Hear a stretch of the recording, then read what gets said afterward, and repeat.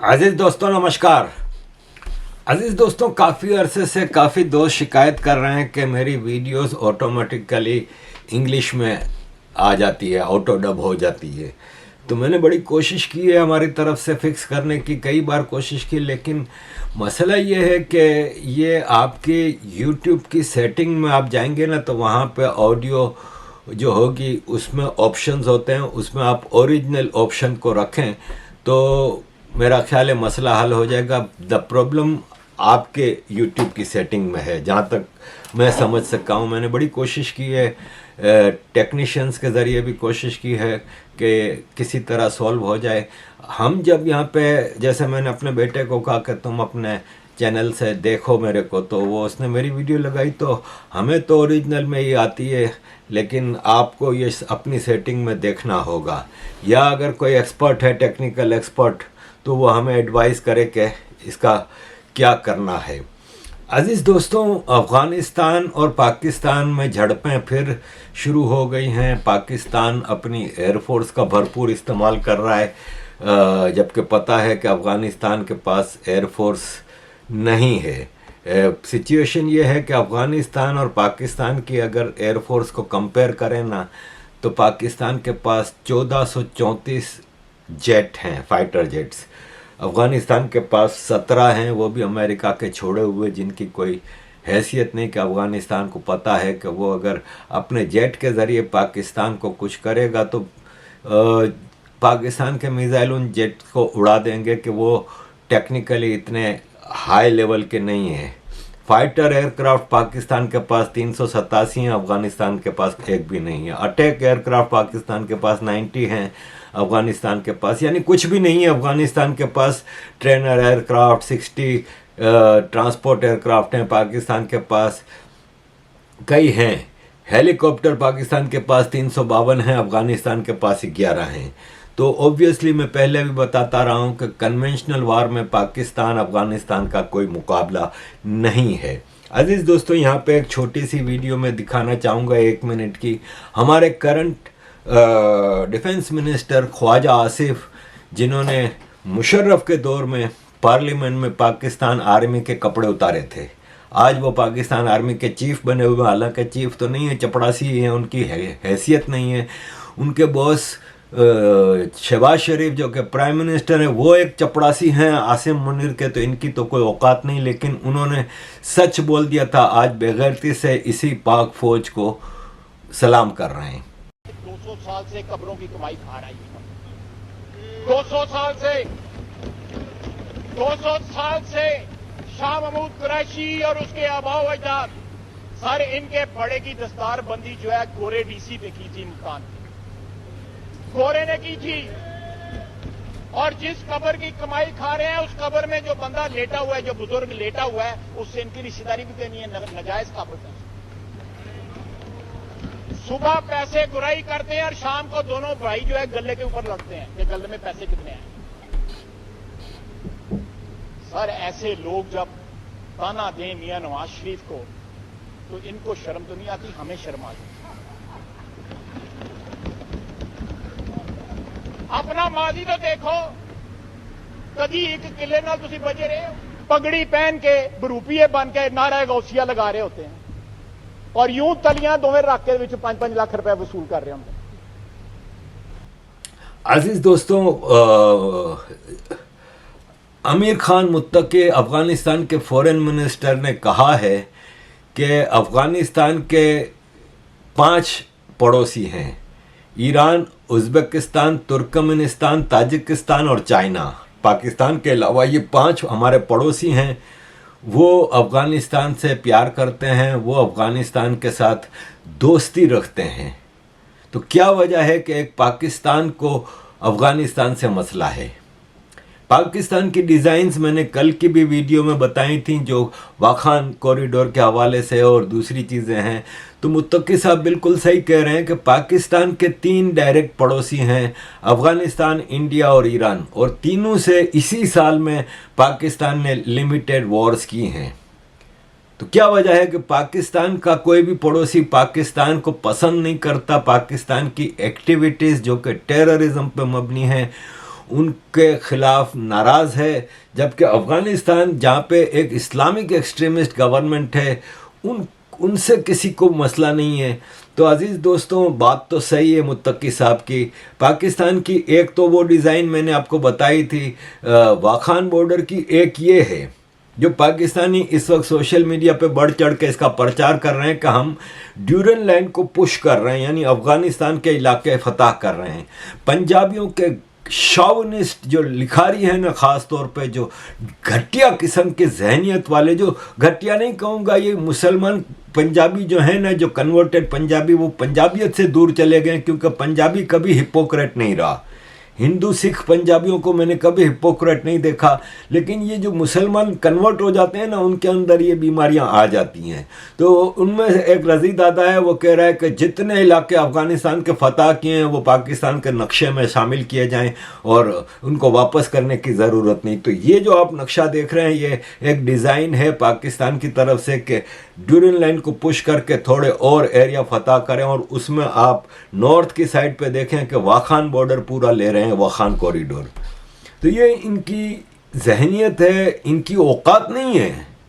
48 میں نہرو صاحب بیٹھے تھے تو انہوں نے پی او کے گلگت بلتستان پہ قبضہ کر کے اپنے پاس رکھا ہوا ہے اب تک 78 سال سے۔ وہ اور زمانہ تھا، یہ اور زمانہ ہے۔ آج ان کی اوقات نہیں ہے۔ میں آپ کو بتا دوں کہ ایون امریکہ اس معاملے میں ان کو سپورٹ نہیں کرے گا۔ یہ امریکہ کی اتنی چاپلوسی کر رہے ہیں نا، اور امریکہ بھی ان سے اتنی محبتیں جو جتا رہا ہے نا، اس کی پولیں کھلنے والی ہیں، بہت جلد پتہ چل جائے گا پاکستان کو، اوقات میں لا کے چھوڑے گا امریکہ۔ عزیز دوستوں، خواجہ آصف کی ایک آدھے منٹ کی اور ویڈیو میں آپ کے سامنے پیش کر رہا ہوں، جو انہوں نے ایک ٹی وی پروگرام میں پاکستان آرمی کے کپڑے اتارے تھے۔ آپ نے 33 سال جو ہے انہوں نے حکومت کی، انہوں نے قطر کی جنگ ہاری، آپ نے پوچھا ان سے کہ آپ نے قطر کی جنگ ہاری؟ 65 میں فیک جو ہے وکٹری ڈکلیئر کی، وہ پوچھا آپ نے؟ انہوں نے سیاچین ہارا، آپ نے پوچھا ان سے؟ انہوں نے کارگل ہارا، آپ نے پوچھا ان سے؟ کہہ رہے ہیں پوچھا 6-7 سال پرانا الیکٹرانک میڈیا خالی۔ میں ابھی بھی وقت ہے۔ اچھا، کشمیری سب پاکستان کے حامی ہیں، جنگ کر کے ہم کیا کشمیر نہیں لے سکتے؟ جی، جنگ کے ضمن میں دیکھ لیجئے کہ پاکستان نے کشمیر کے معاملے میں کئی جنگیں لڑی ہیں، اور تلخ حقیقت یہ ہے کہ وہ تمام جنگیں ہم نے ہاری ہیں۔ اس کے بعد آپ دیکھ لیجئے کہ 65 کی جیتی نہیں تھی؟ جی، 65 کی جنگ اگر آپ جنرل موسیٰ خان صاحب کی کتاب دیکھ لیں تو اس سے معلوم ہوتا ہے کہ 14 دن کے اندر اندر ہمارا سارا ذخیرہ ختم ہو گیا تھا، اور پھر اس کے بعد ہم نے دوست ملکوں سے اپیل کی کہ آپ جنگ بندی کے لیے کچھ کر دیجئے، چنانچہ ہم نے تمام جنگیں۔ عزیز دوستوں، دیکھیں، بات دراصل یہ ہے کہ ابھی جو جنگ چل رہی ہے نا، زلمے خالد صاحب کہہ رہے ہیں کہ پاکستان کی گورنمنٹ نے کہا ہے کہ افغانستان میں ریپریزنٹیٹیو گورنمنٹ آئے، یعنی جو پبلک چاہتی ہے وہ گورنمنٹ آئے۔ تو میں نے جو آپ کو ابھی کہا تھا 2 دن پہلے اپنی ویڈیو میں، وہی ظالم خالد صاحب کہہ رہے ہیں کہ جب افغانستان میں ریپریزنٹیٹیو گورنمنٹ تھی اشرف غنی کی اور حامد کرزائی وغیرہ کی، تب تو اسلام آباد ان کو سپورٹ نہیں کر رہا تھا، تب تو اسلام آباد ان کو سپورٹ کر رہا تھا جو افغانستان میں انسرجنسیز لا رہے تھے۔ تو پاکستان میں خود ایک ملٹری اسٹیبلشمنٹ ہے، تو اور موسٹ جو سب سے بڑا ان کا لیڈر ہے عمران خان، اس کو انہوں نے جیل میں ڈالا ہوا ہے۔ تو پہلے وہ تو بتائیں کہ پاکستان میں ریپریزنٹیٹیو گورنمنٹ ہے کہ نہیں ہے۔ تو افغانستان کے حوالے سے فکر کرنے کے بجائے پاکستان افغانستان کی اپنی فکر کرے۔ اب عامر خان متقی فورن منسٹر افغانستان نے یہ بھی کہا ہے کہ ہمارے ہاں افغانستان میں پاکستان مسلسل سازشیں کر رہا ہے اور کرتا رہا ہے، اور یہ ہے کہ اسی وجہ سے ہمارے ہاں امن نہیں ہو رہا۔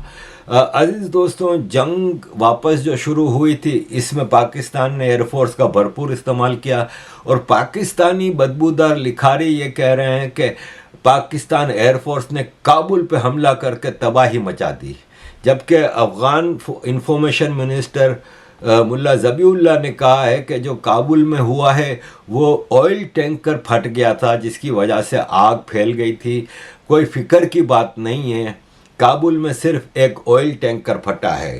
भगवान जाने क्या हकीकत है, ये तो ज़ाहिर कोई चीज़ सामने आती नहीं है, लेकिन यह है कि 700 तालिबान फोर्सेस हेलमंद, कंधार और पख्तिया बॉर्डर के पास पाकिस्तान से झड़पें करते रहे हैं और पाकिस्तान की जो चमन चेक पोस्ट है उसको तबाह किया है अफ़गानिस्तान ने। और शुरकू ज़ाज़ी मैदान में पाकिस्तानी फोर्सेस ने अफ़गानिस्तान की कुछ आर्मर्ड व्हीकल्स को तबाह किया है। इस्लामाबाद कह रहा है कि 70 से 80 तालिबान फाइटर हमने मार दिए हैं जबकि हमारे 7 मरे हैं। ये ज़ाहिर है जब 7 कहते हैं तो 70 आप उसको काउंट करें। ये है कि अब जो लेटेस्ट जो अभी के अभी खबर आई है ना, वो ये है कि मुल्ला ज़बीउल्लाह ने कहा है कि पाकिस्तान की रिक्वेस्ट और पाकिस्तान ने हाथ पांव जोड़ के कहा है कि अब सीज़ फायर करो, तो अब सीज़ फायर दोनों कंट्रीज़ के दरमियान अफ़गानिस्तान पाकिस्तान वक्त के मुताबिक 5:30 बजे हो जाएगा। हम इस्लामिक एमिरेट ऑफ अफ़गानिस्तान की फोर्सेस को कहते हैं कि 5:30 बजे के बाद कोई हमला ना किया जाए और सीज़ फायर की रेस्पेक्ट की जाए। अजीज़ दोस्तों, 58 तो पहले दिन मार दिए थे तालिबान ने पाकिस्तानी फ़ौजी, और मज़ीद भी ये है कि बेशुमार फ़ौजी मारे गए हैं। सुना है कि 120 फ़ौजी तो पाकिस्तान के कैद कर लिए हैं अफ़गानिस्तान ने, जिनकी पैरेड की वीडियो भी दिखा रहे हैं। अच्छा, मैं लाशों की फ़ोटो दिखा नहीं सकते क्योंकि पाकिस्तान हमेशा झूठी खबरें ज़्यादा फैलाता है, जबकि अभी जैसे पाकिस्तान की एयरफोर्स ने ये फ़ोटो लगाई कि हमने काबुल पे तबाही मचा दी, तो नीचे जो रीडर्स अपना कम्युनिटी गाइडलाइंस डालते हैं उन्होंने फ़ौरन कह दिया कि भाई साहब ये पिक्चर जो आप लगा रहे हैं ये सीरिया की है। फ़र्क ये है कि पाकिस्तान हमला करता है ना तो अफ़गानिस्तान के सिविलियंस को टारगेट करता है। ये पाकिस्तान की एक बदबूदार हकीकत है कि हमेशा पाकिस्तान ने सिविलियंस को मारा है, क्योंकि इनकी फ़ौज कभी भी मुकाबले की फ़ौजों से लड़ नहीं सकती। बच्चे मार देते हैं, सिविलियंस पे हमला करते हैं, कि जबकि अफ़गान तालिबान ने टोटल हमले जो किए हैं ना वो पाकिस्तान की आर्मी की पोस्ट पे किए हैं, आर्मी को टारगेट बनाया है। और यह है कि मैं यहाँ पे एक और बात बता दूँ कि अफ़गानिस्तान ने पाकिस्तान अफ़गानिस्तान दोस्ती का दरवाज़ा जो ड्यूरेन लाइन पे था उसको उड़ा दिया है। और ये एक सिग्निफिकेंस है कि अफ़गानिस्तान अब पाकिस्तान की दोस्ती को बिल्कुल करने के लिए तैयार नहीं है। इस मामले की शुरुआत जो अभी जो रीसेंट मामला ख़राब हुए हैं उस वक्त हुई जब अफ़गानिस्तान के फॉरेन मिनिस्टर मुत्तकी इंडिया पहुँचे और 8 दिन इंडिया में रहे। वो पाकिस्तान के लिए एक भयानक तजर्बा था। और यह है कि पाकिस्तान उस चीज़ को बर्दाश्त नहीं कर सकता। अफ़गानिस्तान के फॉरेन मिनिस्टर ने अमीर ख़ान मुत्तकी ने भारत को इनवाइट किया है कि हमारे यहाँ जो रिच मिनरल रिसोर्सेज हैं उसमें आप इन्वेस्टमेंट करें, आप आएँ और हमारे लिए वो मिनरल्स एक्सप्लॉइट करें जिससे आपका भी फ़ायदा होगा और अफ़गानिस्तान का भी फ़ायदा होगा। भारत अफ़गानिस्तान दोस्ती के लिए $236 मिलियन अफ़गानिस्तान के डैम के लिए फ्री में दिया है। ये ना कर्जा होगा ना वापस करने होंगे। 400 हेक्टेयर जो कि 42 मेगावाट इलेक्ट्रिसिटी जनरेट करेगा वो डैम बनाएगा। पाकिस्तान ने हमेशा पाकिस्तान की फ़ौज ने अफ़गानिस्तान के तबाही के बदले में डॉलर कमाए हैं, जबकि भारत ने हमेशा अफ़गानिस्तान में पॉजिटिव इन्वेस्टमेंट की है। अफ़गानिस्तान में हमेशा भारत ने development work, infrastructural development, even आज तालिबान है, लोग कह रहे हैं भारत तालिबान के पांव पकड़ रहा है, जबकि अशरफ गनी की सरकार में, हामिद करज़ई की सरकार में Bharat was the only country, 20 साल जो जंग चली है इसमें ओनली कंट्री था जिसने अफगानिस्तान में इंफ्रास्ट्रक्चरल डेवलपमेंट में खर्च किए, स्कूल्स बनाए, हॉस्पिटल्स बनाए, अफगानिस्तान की सिविलियन और पुलिस सर्विस और सिविलियन ब्यूरोक्रेसी की ट्रेनिंग की, और अफगानिस्तान में टोटल पॉजिटिव इन्वेस्टमेंट रही है। अजीज़ दोस्तों, ज़ाहिर है भारत में जो पाकिस्तानी माइंडसेट के लिखारी हैं वो ये कह रहे हैं कि क्या हो गया, आप तालिबान के पांव पकड़ोगे, अब तालिबान को, जैसे वो ध्रुव राठी है, उसने कभी भारत का पॉजिटिव फेस दिखाने की दुनिया को कोशिश नहीं की, हमेशा भारत के खिलाफ एक नेगेटिव प्रोपेगेंडा चलाएगा। वो भी ट्वीटें कर रहा है कि अब तालिबान इनका पापा है। बोलने दें। जावेद अख्तर साहब ने एक जेन्युइन पॉइंट उठाया है कि आप एक तालिबान जो कि इस्लामिस्ट कंट्री है, इस्लामिक शरिया चलाता है, जो औरतों और बच्चों के हुकूक ख़त्म कर दिए हैं जिन्होंने, आप उनको वेलकम कैसे कर सकते हैं? तो भाई साहब, जावेद साहब, मसला ये है कि जब कांग्रेस की सरकार थी और कांग्रेस की सरकार पाकिस्तानियों को वेलकम करती थी, पाकिस्तान के प्राइम मिनिस्टर 26/11 के बाद भारत में क्रिकेट मैच देखने आते थे और सोनिया गांधी के बगल में बैठ के गप्पे शप्पे मारते थे, तब आप क्यों नहीं बोले थे? जब आपको पता है कि पाकिस्तान कंटिन्यूस भारत में टेररिज्म करता रहा है, 26/11 100% पाकिस्तान का कारनामा था, तब आप नहीं बोलते थे। तो अब आप बोल रहे हैं। जियोपॉलिटिकल चीज़ों के हिसाब से कई चीज़ें देखनी होती हैं, और यह है कि आज तालिबान की सरकार में खराबियां हैं, जिसको मैं भी हमेशा कंडेम करता रहा हूं और करता रहूंगा, कि ख़ास तौर पे ह्यूमन राइट्स वायोलेशंस जो हो रही हैं, वीमेन राइट्स हैं, बच्चों की, छोटी बच्चियों की स्कूल के मामले हैं, इसके अलावा आदमियों के भी ह्यूमन राइट्स तो वायोलेट हो रहे हैं ना, दाढ़ी नहीं रख सकते, म्यूज़िक नहीं बजा सकते, ये सब चीज़ें ह्यूमन राइट्स में आती हैं और वो सब कंडेमेबल हैं। लेकिन आपको नेशनल इंटरेस्ट भी देखने होते हैं कई जगह पे। जैसे अमेरिका का एतराज़ है भारत के ऊपर कि भारत रशिया से पेट्रोल क्यों ख़रीद रहा है, ये वायोलेशन है, फलाने ढुमकाने, हालांकि ये सब बकवास है। और ये है कि भारत नहीं सुन रहा अमेरिका की, क्योंकि भारत के प्राइम मिनिस्टर और फॉरेन मिनिस्टर बार बार कह चुके हैं कि हम जो फैसला करते हैं अपनी कंट्री और अपनी जनता के बेनिफिट के लिए करते हैं। तो जावेद साहब, यहाँ भी कुछ खराबियाँ हैं, लेकिन आपको जो इस वक्त रीजनल पॉलिटिक्स में आपको जाके देखना होगा, तो ये ज़रूरी है। देखें, आते हैं वापस अफ़गानिस्तान पाकिस्तान के ऊपर। तो ईरान ने एक्स्ट्रा फोर्सेस लगा दी हैं बॉर्डर के ऊपर, पाकिस्तान ईरान बॉर्डर पे भी और अफ़गानिस्तान ईरान बॉर्डर पे भी, क्योंकि वो देख रहा है कि जंग किसी वक्त भी बढ़ सकती है। तो ये है कि वो अपनी सिक्योरिटी के लिए ये कर रहा है, क्योंकि अफ़गानिस्तान की तालिबान सरकार देवबंदी है, ईरान शिया है, लेकिन ईरान अफ़गानिस्तान की तालिबान सरकार पे भरोसा कर सकता है। बेपेंदे की लोटी पाकिस्तान के ऊपर ईरान और दुनिया का कोई कंट्री भरोसा नहीं करता, क्योंकि इनका कोई हिसाब ही नहीं है। इनके आगे आप हड्डी फेंको, जैसे कुत्ते के आगे आप हड्डी फेंको तो कुत्ता भाव भाव करता हुआ आएगा, आपके जूते चाटेगा। वैसे ही पाकिस्तान कभी चाइना जब इन्वेस्टमेंट कर रहा था तो चाइना के जूते चाट रहा था, आज पाकिस्तान डोनाल्ड ट्रंप के जूते चाट रहा है, क्योंकि डोनाल्ड ट्रंप के इलेक्शन से पहले तो पाकिस्तान की फटी पड़ी थी। पाकिस्तान को ये था कि पता नहीं डोनाल्ड ट्रंप आके हमारा क्या हशर करेगा। अब डोनाल्ड ट्रंप मुसलसल कुछ ऐसी बेवकूफ़ियाँ कर रहा है। आपको पता है कि वो चाइना, इंडिया, ब्रिक्स, रशिया, इन सब से मुसलसल पंगे ले रहा है। वो तो अपने जन्म के अलाइज हैं, जो यूरोपियन यूनियन है, ग्रेट ब्रिटेन है, कनाडा है, उनके खिलाफ एक्शन ले रहा है। तो इंडिया, चाइना, रशिया को क्या आप काउंट करेंगे?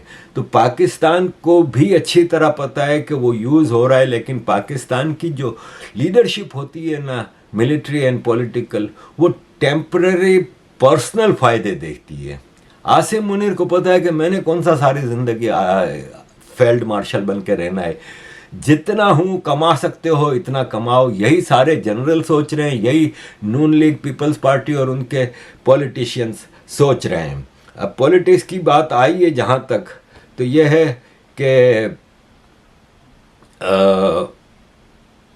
کے پی میں علی امین گنڈاپور نے ریزائن کیا عمران خان کے کہنے پہ, اور نئے چیف منسٹر کے لیے سہیل آفریدی کا نام آیا تو فوراً موومنٹ چلائی گئی کہ سہیل آفریدی کے تو را ایجنٹ ہے اور سہیل آفریدی تو ٹیررسٹ. حالانکہ بیچارہ ایک غریب آدمی ہے, کرائے کے گھر میں رہتا ہے, اور انصاف تحریک انصاف کی جو اسٹوڈنٹ آرگنائزیشن تھی انصاف اسٹوڈنٹ فیڈریشن, اس کا ورکر تھا. اس کو منسٹر بنایا تو بھی وہ کرائے کے گھر میں رہتا تھا, اور جب اس کا نام گھوشت کیا تو پیپلز پارٹی کا جو گورنر کے پی ہے فیصل کریم کنڈی, اس نے بے غیرتی کی انتہا کرتے ہوئے وہ ریزگنیشن علی امین گنڈاپور کا ریفیوز کر دیا کہ آپ کی سائن غلط ہے.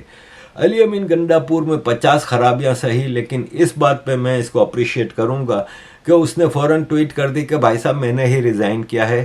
پھر اس نے اسمبلی کا اجلاس بلایا, اور اسمبلی کے اجلاس میں سہیل آفریدی کو عمران خان کی پکچر گفٹ کی, اس کو پگڑی پہنائی, اور اس نے کہا کہ عمران خان کی امانت تھی, میں نے واپس کر دی اور میں نے ریزائن کیا ہے. اب اس کے بعد وہ ریزگنیشن ویلڈ ہو جاتا ہے, چاہے یہ ریفیوز کریں کہ قبول کریں. ایسے میں اسمبلی کا اجلاس بلا کے میجورٹی کے ساتھ سہیل آفریدی کو ممبرز نے چیف منسٹر گھوشت کر دیا. وہ چیف منسٹر الیکٹ ہو گئے.